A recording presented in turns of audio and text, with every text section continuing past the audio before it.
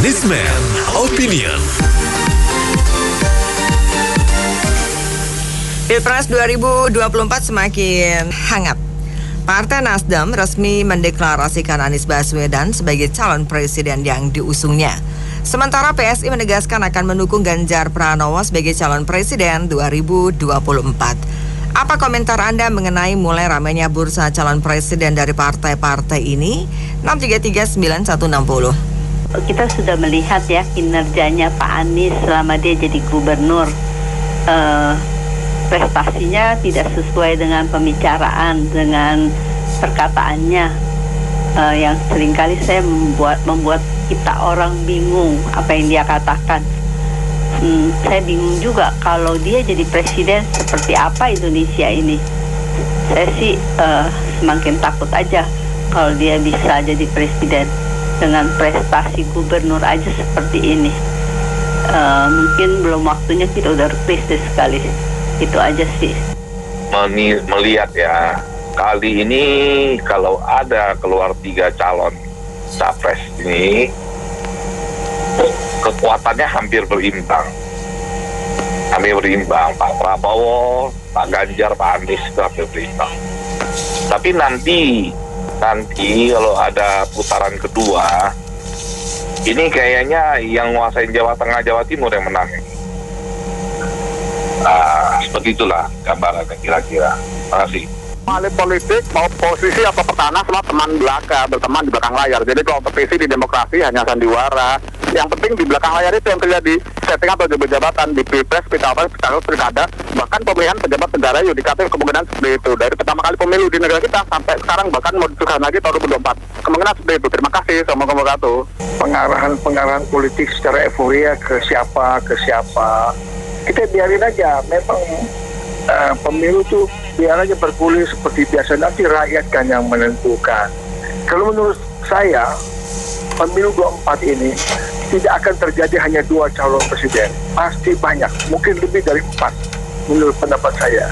Karena dari partai-partai lain seperti Golkar juga mereka tidak akan diam. Itu. Jadi kita biarkan aja lah ini partai politik bergulir seperti biasa, nggak usah terlalu euforiakan atau heboh-heboh begitu. Tolonglah Ibu Megawati, Ibu Puan ya, jangan terlalu ambisius ya. Jadilah orang yang legowo ya. Fidel Castro, Nelson Mandela itu bikin bangsa dan negara, gak bikin keturunannya jadi presiden. Enggak ada namanya dari anak sampai cucu jadi presiden. Tolonglah dukung Pak Ganjar jadi presiden demi kemajuan Indonesia. Kalau menurut saya, kalau bukan Pak Ganjar, takutnya nanti apa yang Pak Jokowi jalankan sekarang ini sia-sia nantinya. Terima kasih. Ya mulai seru nih ya. Kalau dilihat begini, kelihatannya rupanya Nasdem nih mungkin ini pendapat pribadi sekali lagi. Mungkin dia mau pilih orang yang bukan dari Jawa. Satu. Nah, yang lain adalah kalau itu cuma itu, menurut saya ini yang bikin suara Nasdem nanti akan turun banyak. Karena yang namanya presiden itu mesti punya track record. Kalau dia punya track recordnya baik, ya kelihatan lah pokoknya banyak komen-komen gitu ya. Nah itu akan menunjang. Tapi kalau track recordnya buruk, apalagi Pak Anies ini udah dipanggil berapa kali oleh KPK, kasus yang formula, bongkar sana bongkar sini, habis-habisin duit, beli alat pemadam nggak pernah dipakai, itu aduh, kalau menurut saya itu parah ya. Sedangkan kalau Ginanjar ini nggak banyak ngomong tapi banyak kerja. Nah, dan dia nasionalis. Kalau Anies ini kan dari dulu waktu mau jadi gubernur aja selalu pakai ayat-ayat tertentu. Jadi, aduh, saya nggak habis pikir kok Nasdem begitu besar kok bisa pilih ke seorang seperti Anies. Semoga rakyat Indonesia cerdas. Saya kira tentu ada yang pro Anies maupun yang kontra. Kalau yang pro komentarnya bahwa Surya Paloh agak ngawur. Sementara kalau yang kontra dengan Anies mengatakan Surya Paloh kok begini ya. Lantas yang pro tentu wah Pak Surya Paloh bener itu kan gitu toh. Nah tetapi saya coba melihat dari sudut pandang yang menurut analisa saya terus terang saya berterima kasih kepada Pak Surya Paloh sudah memilih bakal. Itu baru bakal, belum tentu juga bisa. Ini menunjukkan Pak Surya Paloh itu melihat kebutuhan negara kita, bahwa kalau memang Pak Anies ternyata ada yang memilih beliau atau partai yang koalisi dan suaranya cukup untuk mendukung beliau, silakan maju. Karena ini benar-benar menunjukkan demokrasi kita. Jadi yang istilah jegal-menjegal itu tidak terjadi. Jadi Pak Surya Paloh sudah memberikan kesempatan. Persoalannya kalau memang koalisinya tidak cukup untuk syarat menaikkan Pak Anies, nggak ada orang bisa protes lagi. Jadi Pak Surya Paloh itu melihat, dia menurut saya politikus yang pinter. Dia melihat kebutuhan Partai Nasdem sesungguhnya untuk mendapatkan suara itu jauh lebih penting daripada seorang calon presiden. Jadi dia memanfaatkan semua sisi untuk kebutuhan dia sendiri. Ya, saya mau komentari itu PSI itu cuma guyonan aja ya. Mengusung Pak Ganjar cuma di selingan-selingan begitu, tidak ada statement resmi. Saya nggak tahu ini ketua umum Nasdem ini salah makan obat atau apa gitu ya. Karena dari Pilgub aja sudah memainkan politik sara gitu ya. Terus prestasi Anies Baswedan itu apa gitu loh.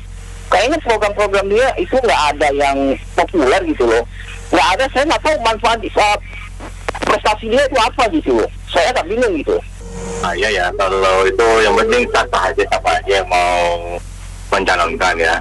Itu yang penting gitu, yang penting yang fair lah istilahnya. Jangan sampai isu-isu yang besar, isu apa itu jangan sampai diikut sertakan gitu. Jadi biar jelas gitu loh. Ya, itu aja, makasih. Sebagai sebuah pesta demokrasi, tentu silahkan saja ya partai-partai ini sesuai dengan kewenangan dan peraturan mengajukan calon presidennya.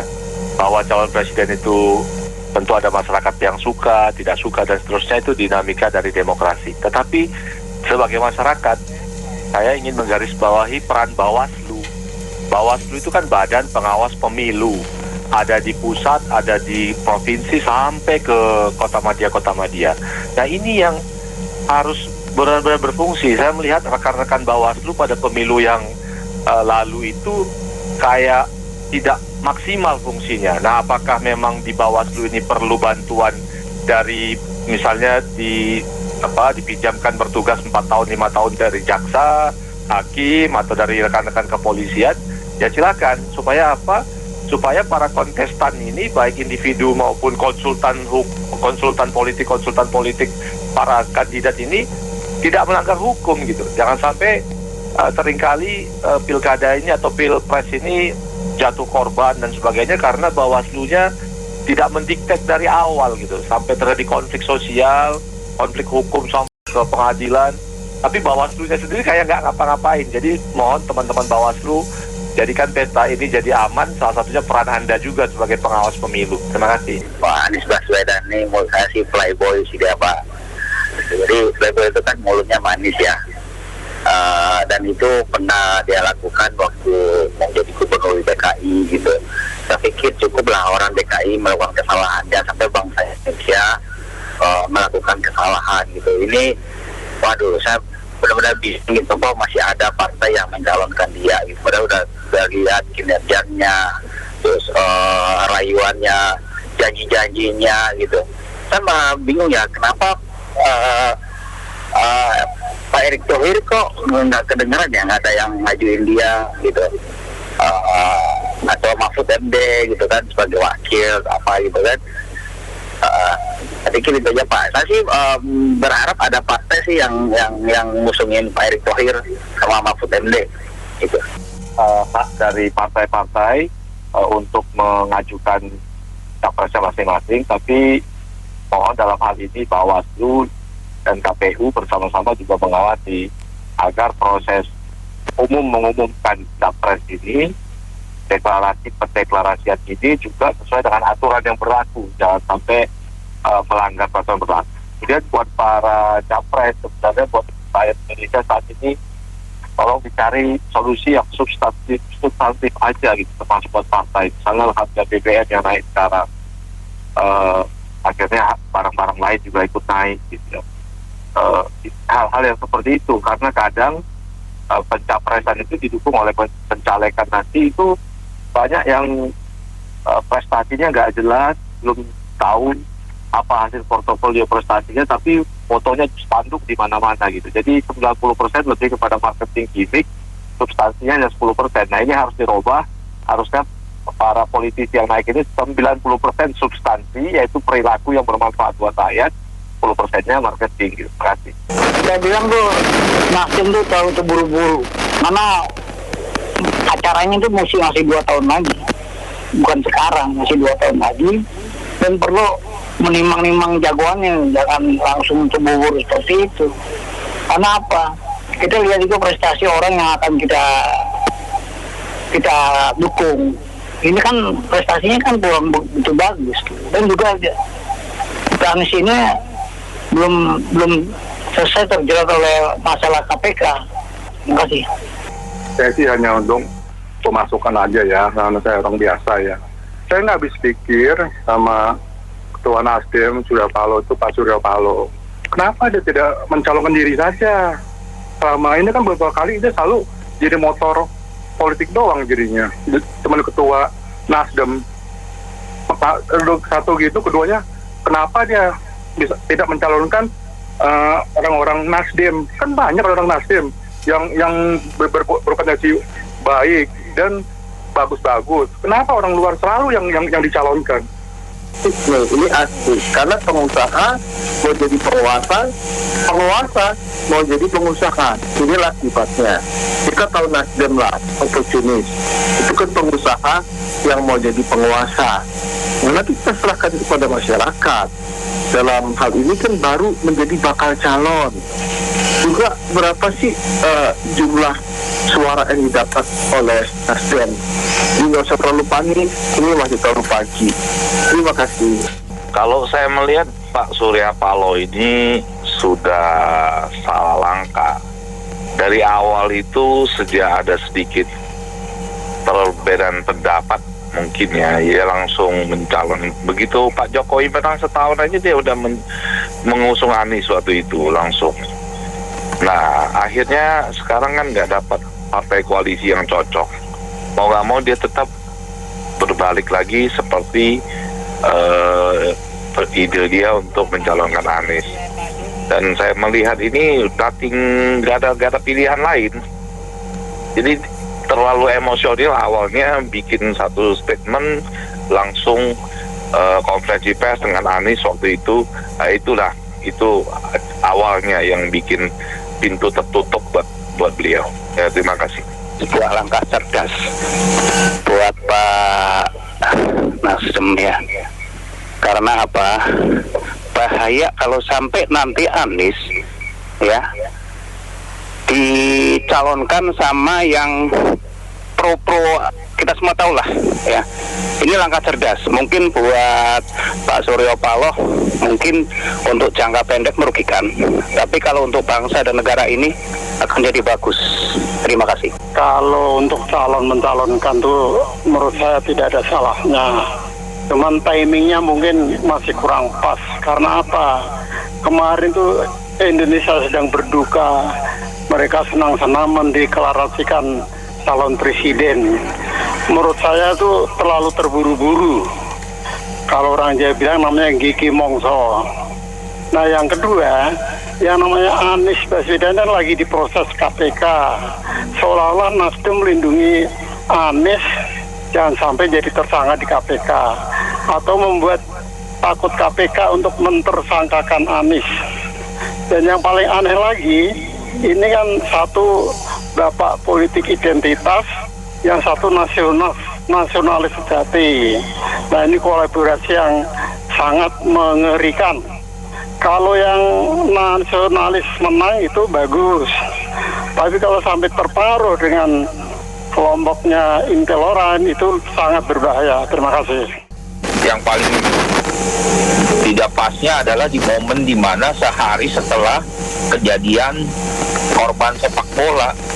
Nah, korban sepak bola itu kan sudah merepresentasikan bahwa kondisi masyarakat yang nggak siap kalah. Ini mau bikin kontestan politik yang waktunya masih cukup lama gitu loh. Ya jadi ya mereka ini kayak seperti udah haus kekuasaan aja, sudah pengen buru-buru 2024, termasuk juga PSI yang tahu-tahu tanpa apa ujuk-ujuk mencalonkan Pak Ganjar. Terima kasih. Kalau saya punya pandangan selama ini ya, kita bandingkan sama luar negeri sesama ASEAN. Kalau Indonesia benar-benar bangsa kita mau kompak, mau maju, nggak seperti ya kemarin seperti main bola, saling sikut, saling bunuh. Kita nggak usah banyak partai, 2 atau 1. Kalau memang benar, kalau kita mau bangun negeri, kita kompak aja 1 partai. Kalau banyak partai pasti banyak masalah, ya nggak? Masing-masing bilang dia yang benar, dia yang hebat. Di samping itu ya masing-masing memanfaatkan partai untuk usaha apapun. Jadi mereka tuh lebih gampang. Nah itulah kelemahan banyak partai. Itu usulan saya. Ya kalau menurut saya sih dari 2 partai yang ngasih calon itu, mereka masih belum bisa mencalonkan sendirian ya. Jadi ya masih belum tahu lah. Tinggal kita lihat aja apakah nanti akan ada yang bergabung dengan kedua partai itu, atau ada juga yang mau nyalonin orang lain ya. Tapi yang nggak tahu juga sih. Tapi yang pasti 2 partai itu memerlukan banyak dukungan dari partai-partai lain untuk mengajukan 2 calon itu. Tapi ya nggak apa-apa sih kalau dari 2 calon itu sih kayaknya oke-oke aja buat maju. Tinggal nanti siapa yang akan bertarung. Maksudnya siapa lagi? Nggak cuma 2 itulah. Kalau bisa sih ada 1 lagi. Tapi yang pasti jangan Puan. Oke, makasih. Oke. Iya, memang ya tidak ada peraturan yang mengatur kapan capres cawapres akan harus diumumkan. Cuma selama ini kan menjelang pendaftaran ke KPU kan selama ini gitu kan. Berarti ini yang nggak biasanya ya gitu. Jadi di sini saya rasa ini Partai Nasdem kan nggak bisa untuk mengusung capresnya sendiri. Ya kan, dia harus berkoalisi dengan partai lainnya. Jadi biasanya kalau pengumuman resmi itu sebaiknya itu harus bersepakat dengan partai koalisinya dulu. Nggak bisa langsung begini, kecuali kalau Partai Nasdem bisa mengusung calonnya sendiri. Ya kan, kalau sekarang kan nggak bisa, Partai Nasdem harus berkoalisi. Nah ini tanpa kesepakatan dengan partai koalisi, belum ada kesepakatan pembentukan untuk partai koalisinya, dia sudah umumkan, malah memberikan karpet merah kepada Anies untuk menentukan cawapresnya sendiri. Ya ini kan kalau bakal partai koalisinya tuh mempermasalahkan, ini kan jadi masalah sendiri. Kalau bakal partai koalisinya nggak mempermasalahkan, mungkin nggak masalah hal ini gitu kan. Jadi saya rasa ini kurang tepat. Harusnya bersepakat dulu dengan kesepakatan partai koalisinya sudah pasti, kemudian baru diumumkan bakal capres sama cawapresnya, seperti itu. Oke, ya terima kasih banyak Anda mitra bisnis yang sudah beropini untuk Businessman Opinion. Saya Nina Amelia.